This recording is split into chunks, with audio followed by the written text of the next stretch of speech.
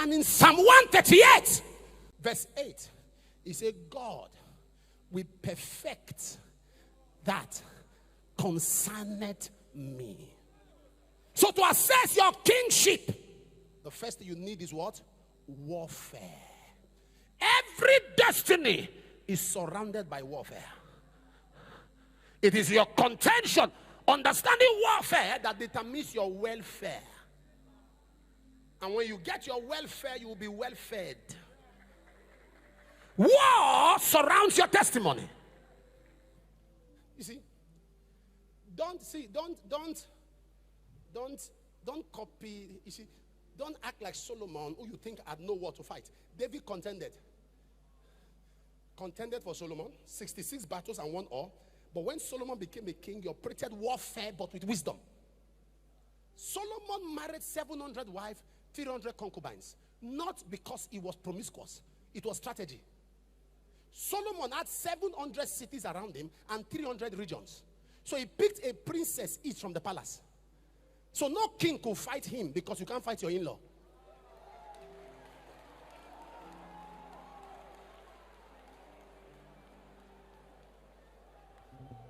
You are putting your hands on your head. You didn't know that. All of them were in-laws, so no king could fight him. You set up a war. Your daughter is in the palace. 1,000. He didn't know all of them. Solomon was not calling the wives by name. He was calling them by codes. Florence 202. So sometimes God does not consult with your present to determine your future. God does not consult with your present to determine your future. Warfare! Because there are many things and people around you. You know, God, there are two people God told us to love. He said, love your neighbor. In that moment, he said, love your enemies. Only those two people.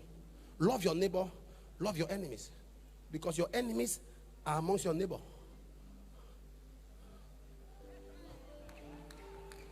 Love your neighbor, love your enemy, because your neighbors are your enemies.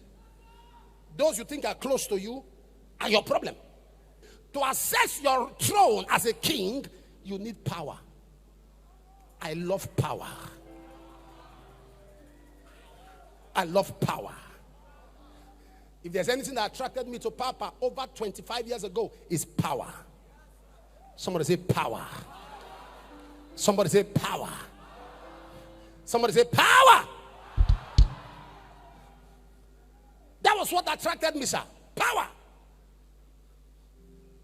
We are in a generation that if you lack power, this world is too busy to know you.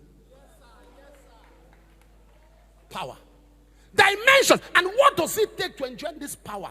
To assess it. Hunger. Somebody say hunger. Say hunger. Hunger. Moses said, show me thy glory. And God said, there is a side by me. There is a side by me. No man seeth me and live. But yet Moses said, I want to see you. In other words, if it takes my life, let me see you. And God said, you won't see me. I will show you my hinder part.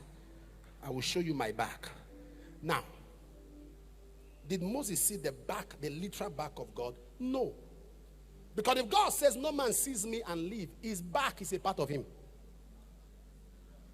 Your back is a part of you. So what does God mean by telling Moses, I will show you my hinder part? He was telling Moses, I will show you where I'm coming from. Who wrote Genesis? Was it there? Was it there? God said, I will show you where I'm coming from. In the beginning, God created. Was Moses there? In fact, Moses wrote where God was coming from and wrote where Moses was going to. It was Moses that wrote and Moses died.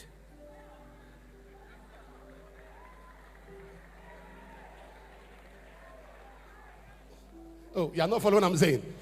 Papa, it was Moses that wrote Deuteronomy. He wrote and Moses died. When he wrote Moses died, he was still alive. Hunger.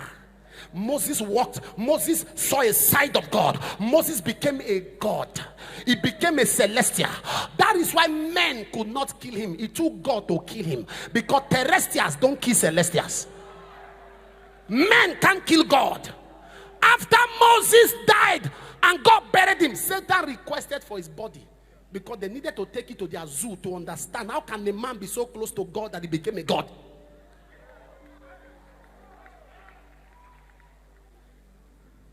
Papa, I tell you today, I've never said this to you. One thing I saw in you was prayer.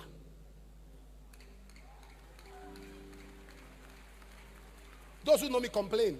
You fast, you pray, you fast. I tell them, this is the only key I've seen in the life of men who are still standing. 51 years of ministry. You were preaching in Puerto Rico years ago. I watched the tape now. That time your hair plenty. And he said, I can't leave my house without doing at least 5-6 hours. You know, there are things people get from a meeting, but there are things I get. I don't listen to men's success. I listen to the process.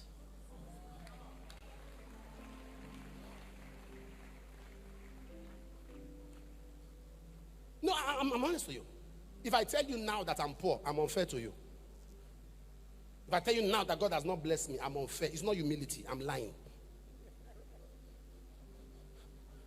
If you still know how much you have in your account, you are broke.